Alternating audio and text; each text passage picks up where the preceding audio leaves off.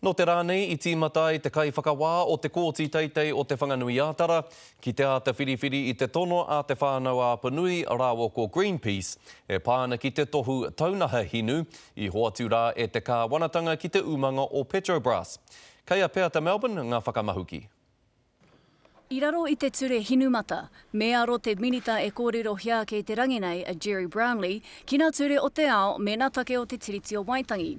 Heoi, he rereke tāna titiro.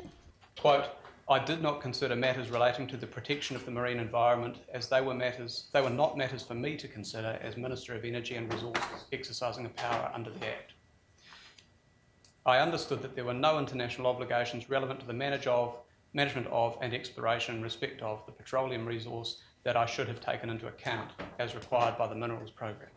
Aha kua tērā, e whakaai ana te karauna he whakautūtu kai roto I te ture ki te maringi te hinu ki te taiao. E hara tērā I te take ki te kore tuku I te whakaaetanga kia Petrobras. They want to maintain that it's legitimate at all costs, really.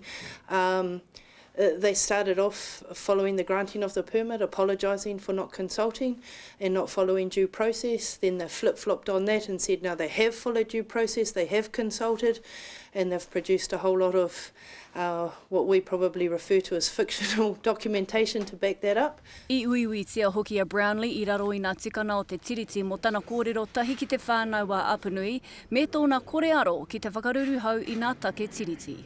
No reira ko te pātai pea I ngā hepo he o te minita, tērā pea ka hore ngā here ki ngā ture o te ao me te tiriti o Waitangi e pā mai ki aia.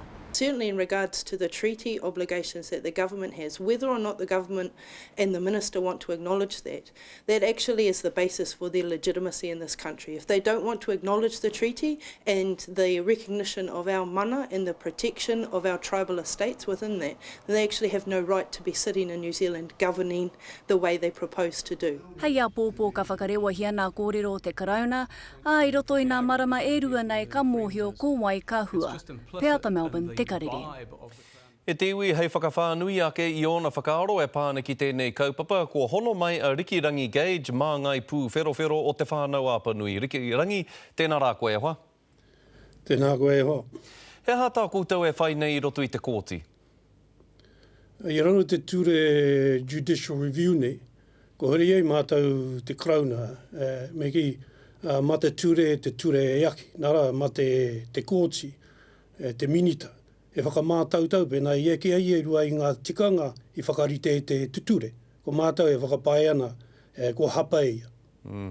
Tēnei kaupapa kimi hinu nei. Kei te tautoko rā nei etahi o te iwi o te whānau Apanui I te kaupapa nei, katoa rā nei kei te whakahe. Me ki pēnei, ko ngā hapu kara I te whakai. Engari tērā te whakapai I ngā kitea he hinu, toko mahanga uri o te whānau Apanui ka whai mahi. He ha te he o tērā? Kei te hau no e nā kōrero haerean. No reira kāre ko I te whakapono ka whai mahi ngā uri o te whānau Apanui? He ara ko te whai mahi tētahi kaupapa nui.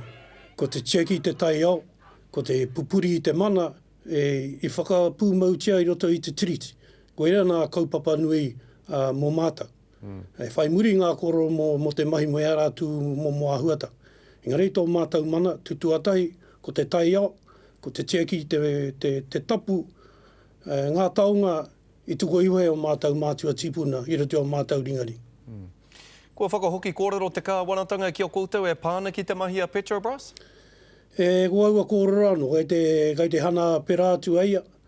Engari ko tā mātau, e hia I ki harai mai, mana ki te nohu ki te kōrero. Ka oe pēnei te mea e punonga no mātau no te crown, ka rei te rei te tika. Ko tā mātau hia I kei kōrero hāngai tonu. Kei ki te o rātau kanoi, te aro pū he hawa mātau na whakaa. Ki te kore te kōti e whakai ki tā koutou tono Rikirangi, ka ha koutou? Whawhaitunu māta. Ka rei mātau e tuohu. Ki ana ngā tipuru me tuohu koe mo te maunga teita, mo te parahamuti koe e tuohu ai. E toko rangatira e Rikirangi, tēnā rawatu koe mo e nā whakamārama, kia kahara koutou o te whānau Apanui. Kia ora te kōti.